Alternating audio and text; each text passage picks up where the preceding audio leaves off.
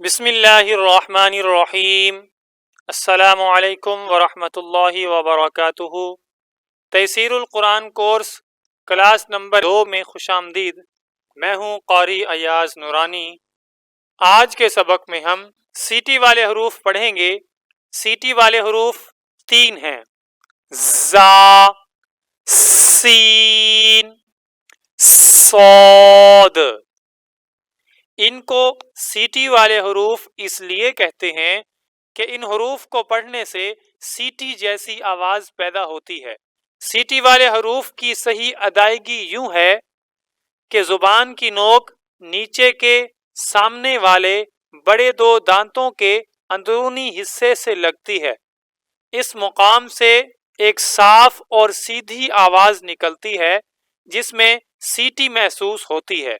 अभी आप जुबान की नोक नीचे के सामने वाले बड़े 2 दांतों के अंदरूनी हिस्से से लगाएं और फिर मेरे साथ प्रैक्टिस करें। पहला हर्फ ज़ा, ज़ा, ज़ा। दूसरा हर्फ सीन, सीन, सीन। तीसरा हर्फ सौद, सौद, सौद। अभी इन तीनों हरूफ की एक साथ प्रैक्टिस करेंगे। ज़ा, सीन,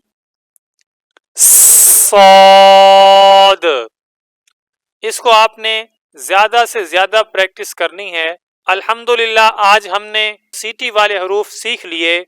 अगले सबक में हम नरमी वाले हरूफ पढ़ेंगे और उनकी सही अदायगी भी मजबूत तरीके से सीखेंगे इंशाअल्लाह।